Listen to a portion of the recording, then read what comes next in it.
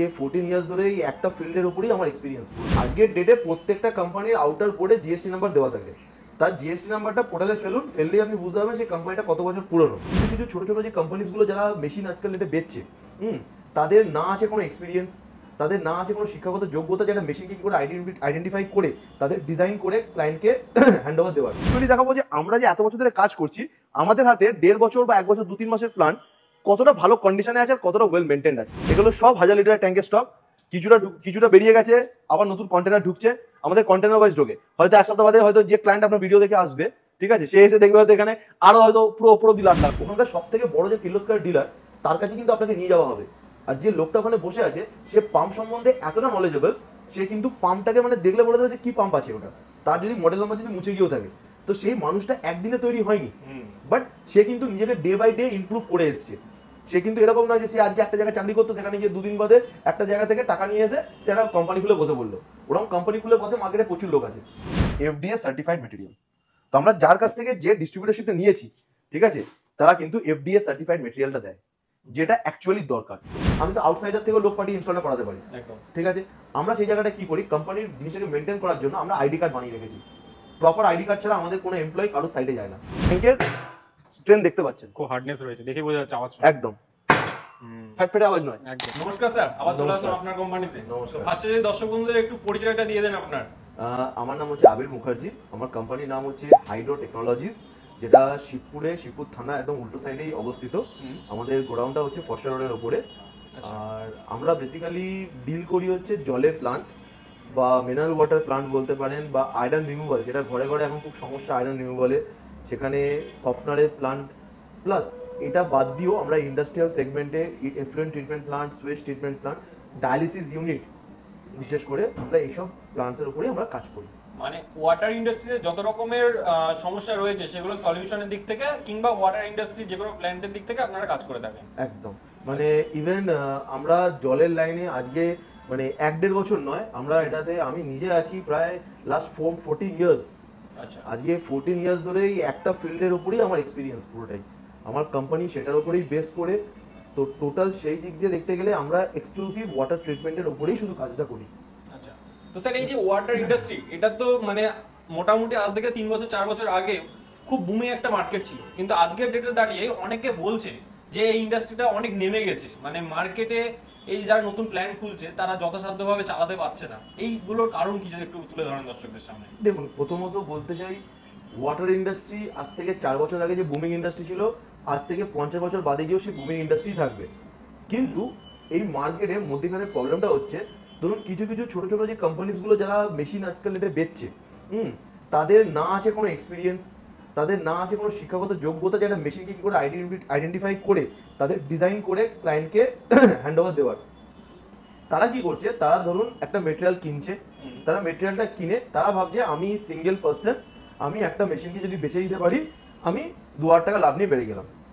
তো আলটিমেটলি কি হচ্ছে, ক্লায়েন্ট যারা কিনছে তারা সাফার করছে। তো আমার অনেক ভিডিও যারা আরো দেখেছেন তারা ভালো করে জানেন, আমি একটা জিনিস খুব পরিষ্কার বলেছি, আপনারা যে জিনিসটা কিনছেন সেটাকে আগে ভালো করে যাচাই করুন। একটা মানুষের, দেখুন, একটা কোম্পানি রেকগনাইজড হয় তার জিএসটি নাম্বার দিয়ে, তার জিএসটি নাম্বারটা একবার সার্চ করুন না। আজকের ডেটে প্রত্যেকটা কোম্পানির আউটার বোর্ডে জিএসটি নাম্বার দেওয়া থাকে। তার জিএসটি নাম্বারটা পোর্টালে ফেললেই আপনি বুঝতে পারবেন সেই কোম্পানিটা কত বছর পুরনো। সেই কোম্পানিটা সম্বন্ধে মার্কেটে যাচাই করুন যে এই কোম্পানিটা মার্কেটে কতদিন আছে। যখনই দেখবেন যে কোম্পানিটা মার্কেটে এত বছর আছে, তাহলে একটা জিনিস ভাবুন না, যে সিআরআই পাম্পস কি আজকের কোম্পানি?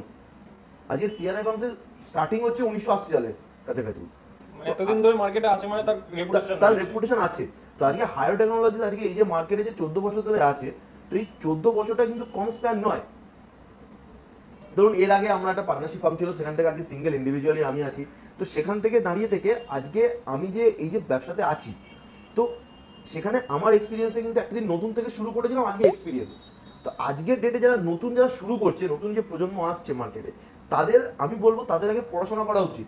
একটা ক্লায়েন্টকে শুধু মেটেরিয়াল বেচে দেওয়াটা তাদের ফান্ডামেন্টালস নয়। ক্লায়েন্টকে যে কেউ মাল বেচে দিতে পারে। ধরুন একটা 1000 লিটার আপনি প্ল্যান্ট করছেন, কেন সেখানে 12-48 ভেসেল দিচ্ছেন? কেন সেখানে 14-65 ভেসেল দিচ্ছেন না? ক্লায়েন্ট যেমন তাকে প্রশ্নটা করবে না, সে বলবে দাদা এটা এই আছে ওটা ওই আছে। অ্যাকচুয়ালি তা নয়, প্রত্যেকটা ভেসেলের আলাদা আলাদা ফ্লো রেট ক্যাপাসিটি আছে। ফ্লোরেট ক্যাপাসিটি অনুযায়ী যখন ডিজাইন করবেন দেখবেন 1465 ভেসেলই আসবে। আবার অনেকে আছে 2 পয়সা বেশি নেওয়ার জন্য সেখানে 1865 ভেসেল দিয়ে দিচ্ছে। সে জানে না যে ওখানে বড় ভেসেল দেওয়া মানে আমার ওখানে কিন্তু রিজেকশনের ফ্লোটা বেড়ে যাবে। তো এই ডিফারেন্সগুলোর জন্য আজকে মার্কেটটা ডিস্টার্ব হচ্ছে, কিন্তু হয়তো 5-6 মাস 7 মাস বাদে দেখবেন এই কোম্পানিগুলো উঠে গেছে। এই কারণেই মানে যারা নতুন হয়তো শুরু করতে যাচ্ছে তারা ফেসে যাচ্ছে। এবার সেই জায়গা থেকে ক্লায়েন্টদের আমি সবসময় একটা জিনিস বলি, দেখবেন যে কোম্পানিকে একটা ধরুন সিআরআই বলুন বা টাটা বলুন বা আপনার আজকের ডেটে অ্যাকর্ড বলুন বা যে কোনো কোম্পানি বা দোসিয়ান বলুন, তারা যে ডিস্ট্রিবিউটারশিপ যে দিচ্ছে, তারা কিন্তু সেই কোম্পানির ইনফ্রাস্ট্রাকচার, তাদের স্ট্রেংথ, তাদের নলেজ, তাদের পোটেনশিয়াল সমস্ত কিছু দেখে তবেই তাদেরকে কিন্তু ডিস্ট্রিবিউটারশিপ বা ডিলারশিপ সেটা কিন্তু প্রোভাইড করা হয়। তো এই যে বড় বড় কোম্পানিজ যাদেরকে আগে ধরুন ডিলারশিপ নিয়ে বসে আছে, যেমনি ধরুন বড় বাজারে আপনি যাবেন, আপনি খালি ওখানে গিয়ে বলবেন আমার কির্লোস্কারের পাম্প লাগবে, ওখানকার সব থেকে বড় যে কির্লোস্কার ডিলার তার কাছে কিন্তু আপনাকে নিয়ে যাওয়া হবে। আর যে লোকটা ওখানে বসে আছে সে পাম্প সম্বন্ধে এতটা নলেজেবল, সে কিন্তু পাম্পটাকে মানে দেখলে বলে দেবে যে কি পাম্প আছে ওটা, তার যদি মডেল নাম্বার যদি মুছে গিয়েও থাকে। তো সেই মানুষটা একদিনে তৈরি হয়নি, বাট সে কিন্তু নিজেকে ডে বাই ডে ইমপ্রুভ করে এসছে। সে কিন্তু এরকম নয় যে সে আজকে একটা জায়গায় চাকরি করতো, সেখানে গিয়ে 2 দিন বাদে একটা জায়গা থেকে টাকা নিয়ে এসে সে একটা কোম্পানি খুলে বসে পড়লো। ওরকম কোম্পানি খুলে বসে মার্কেটে প্রচুর লোক আছে যাদের দেখবেন সেল নেই, ঠিক আছে, কিন্তু তারা দেখবেন এদিক ওদিক ভেটকে বেড়ায়। তো আমার বক্তব্য হচ্ছে ক্লায়েন্টদের কাছে যে আপনারা যেখান থেকে মেটেরিয়ালটা কিনছেন তাদের ফ্যাক্টরি দেখুন, তাদের গোডাউনের স্টক দেখুন। দেখুন একটা লোক তখনই ভালো ব্যবসা করবে যখন তার গোডাউনের স্টক থাকবে। আমার কাছে যদি 2টো পাম্প, 2টো ভেসেল, 2টো প্যানেল আমি সেটাকে নিয়ে ডিসপ্লে করলাম ইউটিউবে, ক্লায়েন্টকে আমি বোঝাচ্ছি যে আমার কাছে বড় গোডাউন আছে, আমার ওখানে গোডাউন, এখানে গোডাউন, আপনার ওখানে কেন গোডাউনটা নেই? ক্লায়েন্ট এই প্রশ্নটা করুক না তাদেরকে। ক্লায়েন্ট যখন দেখবে যে এখানে ভদ্রলোকের নিজস্ব গোডাউন, অন্যের গোডাউনে গেলে বোঝা যায়, নিজের গোডাউনে এলে বোঝা যায়। একদম। তো দুটো গোডাউনের তফাৎ হয়। তো যখন একটা গোডাউন আপনি দেখাবেন আপনার কাছে মেটেরিয়ালের স্টক কি আছে, ক্লায়েন্ট দেখুন আজকের ডেটে যে ক্লায়েন্টরা ব্যবসা করতে আসে না জলের লাইনে, তারা অনেকটাই জেনে আসে। তো সেই জায়গা থেকে দাঁড়িয়ে থেকে ক্লায়েন্টদেরকে যদি ঠিকঠাকভাবে যদি গাইড করা যায় না, এই মার্কেটটা আরো বেটার দিকে এগোবে। আচ্ছা, ইভেন এখানে একটা লাইসেন্সের পার্ট থেকে যায় এই ইন্ডাস্ট্রিতে। আচ্ছা, সেই যে লাইসেন্সের পার্ট ওইগুলোকে আপনারাই সাপোর্ট দেন তো? একদম টোটাল লাইসেন্সিং এর A to Z, ঠিক আছে, আমরা এই পুরো পোর্শনটা আমরা নিজেরাই করি। আচ্ছা, ঠিক আছে। তো স্যার এই যে ইন্ডাস্ট্রিতে বিজনেস করতে গেলে জলের ইন্ডাস্ট্রিতে মেনলি কি কি প্রয়োজন? মানে পাম্প প্রয়োজন, এটা আমরা সবাই জানি, আর কি কি লাগে যার জন্য একটা ভালো গুড কোয়ালিটির ইন্ডাস্ট্রি গড়ে তোলা যাবে? দেখুন জলের ইন্ডাস্ট্রি সব থেকে মেন হচ্ছে আমরা জলটাকে ট্রিটমেন্ট প্রসেসটা কিভাবে করছি। আচ্ছা, যেমনি ধরুন একটা ভেসেলে প্রথমে ধরুন একটা আয়রন রিমুভাল চেম্বার আমার দেওয়া উচিত, যেটা বেসিক নিডস। একটা কার্বন ভেসেল, একটা সফটনার ভেসেল। এবার সফটনারে আমরা কি করছি, normal low quality resin use করি, সেই জায়গায় আমরা দোসিয়ানের রেজিন ইউজ করি না। ধরুন আমরা যে ট্রিটেড স্যান্ড ইউজ করছি সেটা যেন ট্রিপল কোটেড হয়। ট্রিটেড স্যান্ড বেসিক্যালি কিছু না, নর্মাল বালির দানা যেটার উপরে পটাশিয়াম পারম্যাঙ্গানেট দিয়ে কোট করা হয়। তো সেই কোটিংটা 3 লেয়ারে কোটিং হলে বেটার হয় জলের পিউরিফিকেশনটা। কার্বন আমরা ইউজ করি কত, নর্মাল 400 IB 450 IB। সেখানে আমি যে কার্বনটা দিই সেই কার্বনটা অ্যাটলিস্ট 650-800 IB কার্বন হয়, 900 IB কার্বন দিই। তো আমি যখন আমার প্রি ট্রিটমেন্ট পোর্শন ঠিক রাখবো, আমরা যে মেমব্রেনটা ইউজ করছি পিওর ফ্লো ড্রপসের, মেমব্রেনটা উইথ ওয়ারেন্টি আসছে, ইভেন মেমব্রেনটা FDA সার্টিফাইড। আচ্ছা, ঠিক আছে। তো FDA সার্টিফাইড মেমব্রেন যখন আমি ইউজ করছি বা আমরা যখন অ্যান্টি স্কেলেন্ট ইউজ করি, that anti scalant is NSF certified. তো আমরা কিছু কিছু স্পেসিফিক ব্র্যান্ডের উপর যখন কাজ করি তখন আমরা সেই জায়গা থেকে দাঁড়িয়ে এইটুকুনি বলতে পারি যে জলের কোয়ালিটি যেন বেটার হয়। সেই কোয়ালিটির জন্য কিন্তু আজকের ডেটে হাইড্রো টেকনোলজিস ক্লায়েন্টের কাছে বা ক্লায়েন্টের আশীর্বাদে আজকে কিন্তু এই জায়গাটা পৌঁছাতে পেরেছে। আমি যদি প্রথম দিন থেকে যদি আমি বলি যে না আমি কোয়ালিটি খারাপ করবো, শুধু নিজের ব্যবসাটা দেখবো, তাহলে কিন্তু আজকে হাই টেকনোলজি জায়গাটা পৌঁছাতে পারতো না। তো আমরা সেই কোয়ালিটি, সেই জিনিসটাকে আমরা ধরে রেখেছি, তো এটা আমি ফিউচারেও ধরে রাখবো। আপনারা মোটামুটি কত দূর পর্যন্ত প্ল্যান মানে বসিয়ে থাকেন? দেখুন আমরা এন্টায়ার ওয়েস্ট বেঙ্গল তো কাজ করি। আমাদের উইদিন 6 মান্থস উড়িষ্যাতে আমরা নিজেরা লঞ্চ করছি হায়ার টেকনোলজিস। উড়িষ্যাতে এখন আমাদের মেটেরিয়াল যায়, কিছু কিছু OEMs এর কাছে মেটেরিয়াল যায় আমাদের, ঠিক আছে। আর গুয়াহাটি তো আছে, শিলিগুড়ি, গুয়াহাটি, আসাম, ত্রিপুরা, আমরা এইসব এরিয়াগুলোই কাজ করি। আচ্ছা, সেই ক্ষেত্রে কি আপনারা নিজে গিয়ে দায়িত্ব সহকারে প্ল্যানটা বসিয়ে দিয়ে আসেন, তাই তো? একদম টোটাল জিনিসটা আমাদের নিজেদের টেকনিশিয়ান যায়, আমাদের নিজস্ব এমপ্লয়ি যায়। ইভেন আমরা ক্লায়েন্টকে বলে দিই যে আমাদের প্রত্যেকটা এমপ্লয়ীদের আপনারা দেখুন একটা মেশিন যে বসাতে যাচ্ছে, ঠিক আছে, আমি তো আউটসাইডার থেকে লোক পাঠিয়ে ইনস্টলটা করাতে পারি, একদম, ঠিক আছে। আমরা সেই জায়গাটা কি করি, কোম্পানির জিনিসটাকে মেনটেন করার জন্য আমরা আইডি কার্ড বানিয়ে রেখেছি। প্রপার আইডি কার্ড ছাড়া আমাদের কোনো এমপ্লয়ি কারো সাইডে যায় না। আমাদের যে এমপ্লয়ি যায়, ক্লায়েন্টরা নিজেরাই ওই আইডি কার্ড দেখলেই বুঝতে পারবে যে এটা কোম্পানি জেনুইন টেকনিশিয়ান এসছে।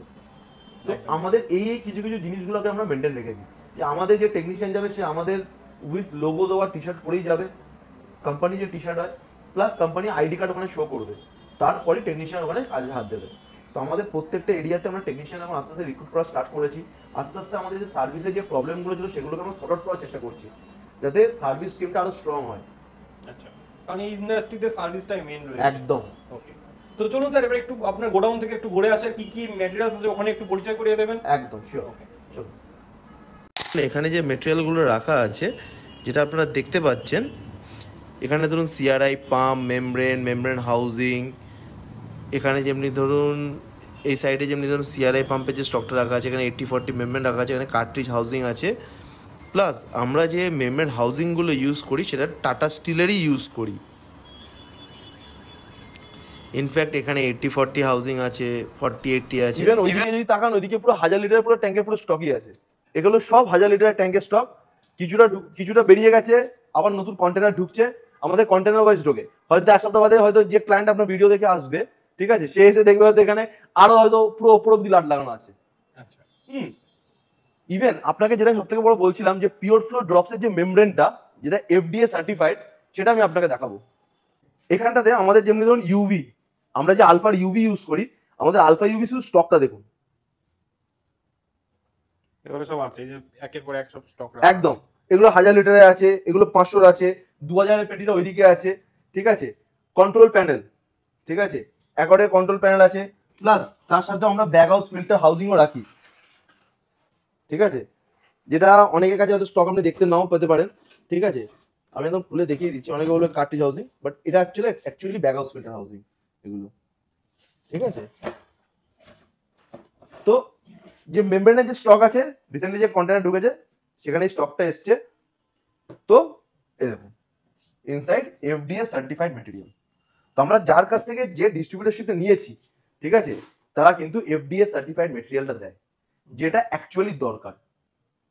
আর ইভেন এখানে অনেক মেমব্রেন পড়ে আছে, প্লাস 80-40 মেমব্রেনের স্টক ওইদিকে আছে। সব থেকে বড় কথা, আমরা যে ট্যাঙ্কটা যেটা ইউজ করছি, ঠিক আছে, তার একটা ডেমো আমরা এখানে সাজিয়ে রেখেছি, ঠিক আছে। আপনি ট্যাঙ্কের স্ট্রেন্থ দেখতে পাচ্ছেন, খুব হার্ডনেস রয়েছে, দেখে বোঝা যাচ্ছে আওয়াজ একদম ফ্যাটফেটে আওয়াজ নয়, একদম, ঠিক আছে। প্লাস এটা আমরা যদি এক্সপোতে নিয়ে গেছিলাম, তার জন্য একটুখানি ট্রান্সপোর্ট ড্যামেজ হয়েছে, কিন্তু লিকেজ হবে না, ঠিক আছে। এর গ্লস পুরো এসএস 304, যে কেউ টেস্ট করে দেখে নিতে পারেন। ইভেন আমরা একটা ছোট ডেমো প্ল্যান্ট এখানে সাজিয়েও রেখেছি, যে আমরা মেটেরিয়ালগুলো ইউজ করি। স্যার মোটামুটি একটা ছোট্ট প্ল্যান যদি কোনো দর্শক বন্ধু শুরু করতে চায়, সেক্ষেত্রে কেমন কি ইনভেস্টমেন্টের মোটামুটি ধরুন 500 এলপিএইচ এর প্ল্যান্ট আমাদের স্টার্টিং এখন হচ্ছে 1,60,000 টাকা থেকে। আচ্ছা, যেহেতু একটু প্রাইস রেঞ্জটা একটু বেড়েছে, যেহেতু টাটা সিআরআই এরা সব একটু প্রাইস একটু করে হাইলি ইনক্রিজ করিয়েছে, তাই জন্য এখন আমাদের স্টার্টিং রেঞ্জ যাচ্ছে 1,60,000 থেকে 500 এলপিএইচ এর প্ল্যান্ট।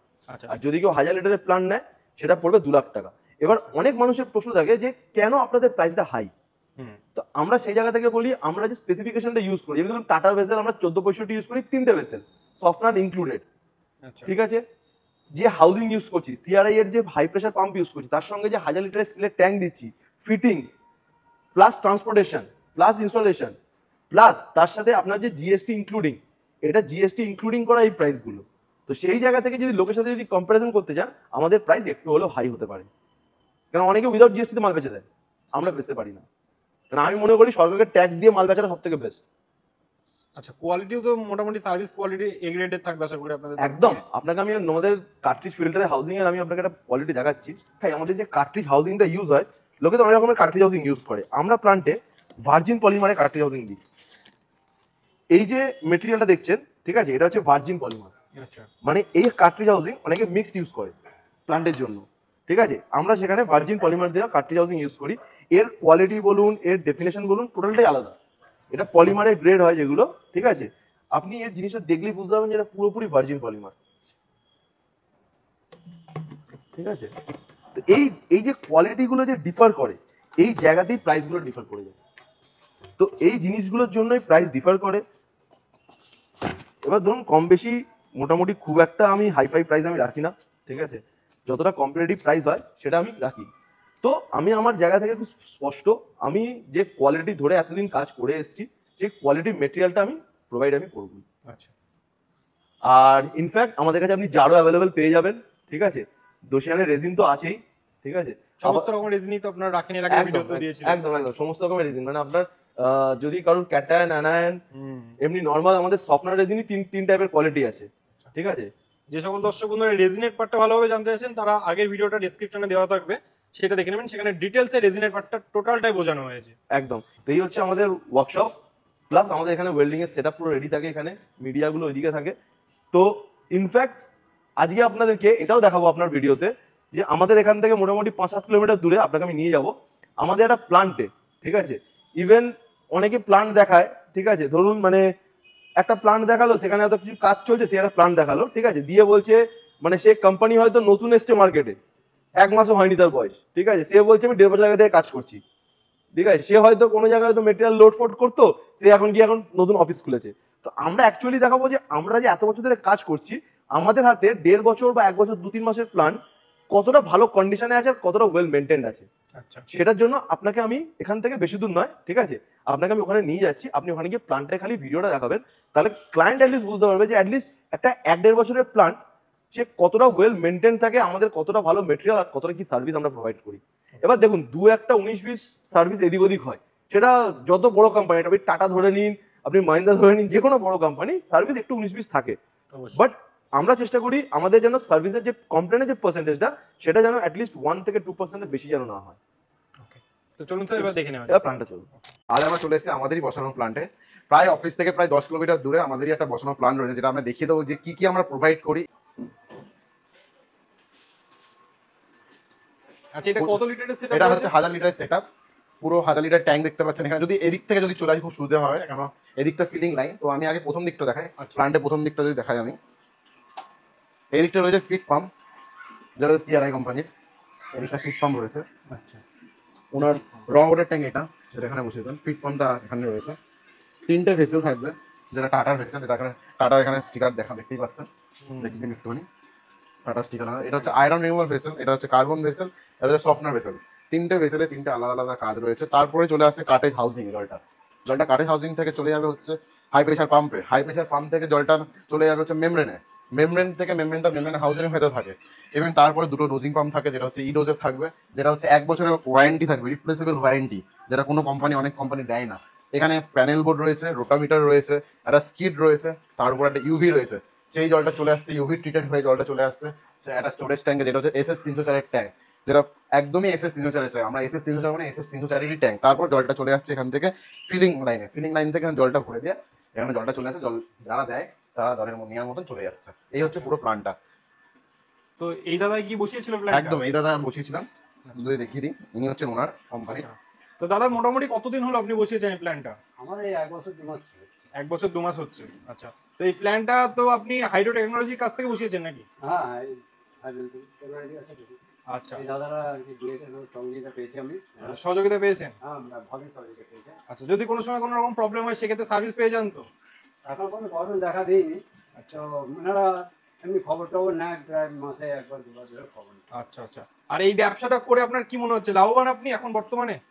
হ্যাঁ, মোটামুটি 1 বছর ধরে ব্যবসা করছেন, কি বুঝছেন, লাভবান রয়েছে ব্যবসাটা? হ্যাঁ, লাভবানে আছি। লাভবান। আমি যে পজিশনে ছিলাম একটু ভালো আছে। ওর থেকে ভালো আছে।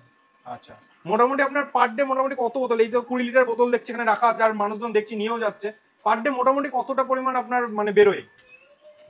পার ডে বেরোয় মানে আমার এই প্ল্যান্টের কাছ থেকে বেরোয় 150 পিস বেরোয়।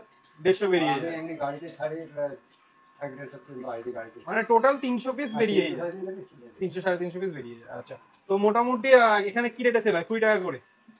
না, এখানে 18 টাকা। 18 টাকা করে সেল হয়।